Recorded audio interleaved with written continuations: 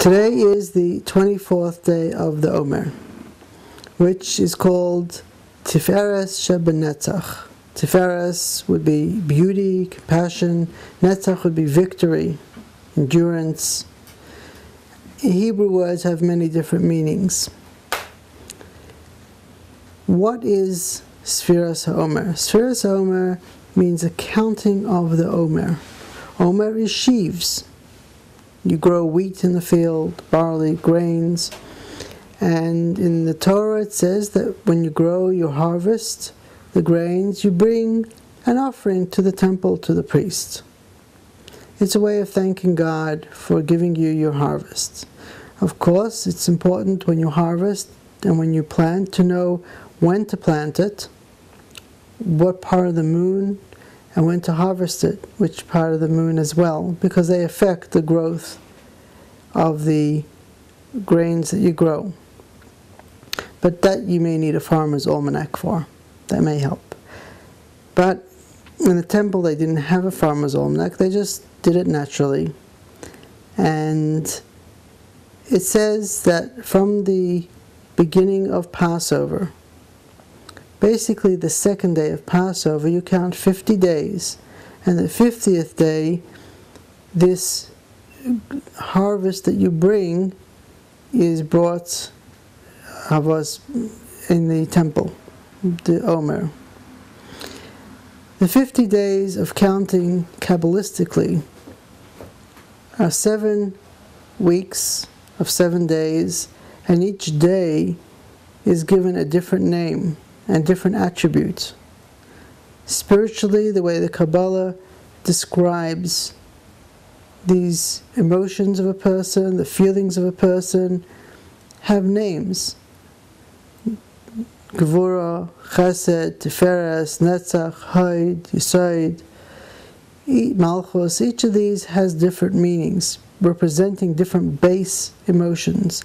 And 7 times 7 represents different combinations, how each of the 7 intermingle with one another. Just as you know, if you are born on a certain day, you have a certain sign, but depending on what time of the day will depend on the combination of other different planets and other elements in creation that affect it. So there could be a lot of variances depending on exact moment of when you were born as well. The exact balance in creation at that moment, which changes from moment to moment. And so too do the challenges that we have emotionally, psychologically within ourselves. And the Kabbalah describes these with certain words. And these words are used on different levels and worlds.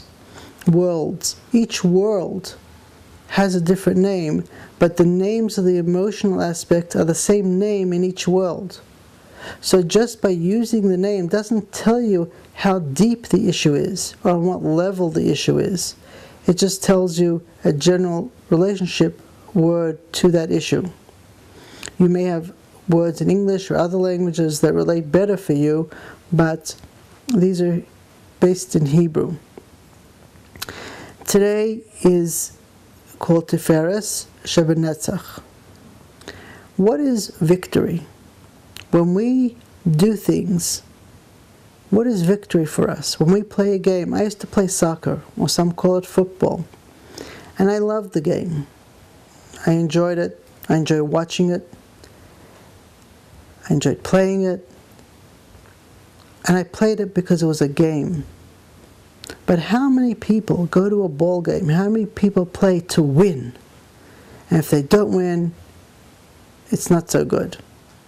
You have to win. That's not a game anymore. It's not a competition. We have to live. You live and let live. It doesn't matter so much who wins. It matters that you enjoy what you're doing. And that's the same thing in everything in life. You are taught that you have to do something in life. You become a doctor, you become a lawyer, you become a clergyman, you become a fireman, you become a politician, whatever it is. And you have to prove yourself. You have to victory. So you put your mind to it. You close yourself into it. And you forget that that's not what life is about. Tiferes Netzach is the beauty in the victory that you don't forget. That you do whatever it is. I've met many people in all different professions who are human beings.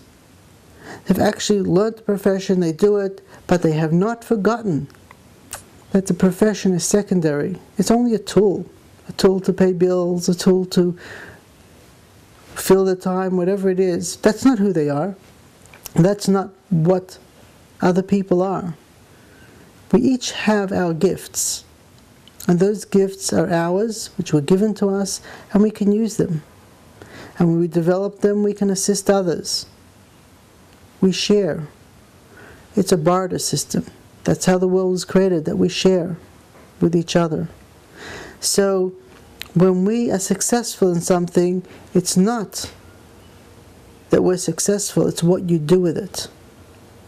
As I heard recently about someone who had hundreds of millions of dollars, and he lost them in the investments. And he came to speak to the rabbi and said, "This is a terrible thing, look what happened to me." And the rabbi said, "When you had the money, what did you do? Did you help people, or did you just invest to get more money? What do you do with your success? What is your focus?" It's okay to have and invest more. But if you invest all yourself into it, there is no self. You're a slave to it. As I heard an interesting story, I read it actually, in a book, where there were two people that bought a horse and a wagon. So God gave the thought to one person to buy a horse and a wagon so he can support his family, he can have food to eat, he can do things with what he earns from it. The other person had the thought to buy a horse and wagon, but to him, he was to make money. And then he'd make money and he could buy more horses, more wagons, make more money, have a bigger business.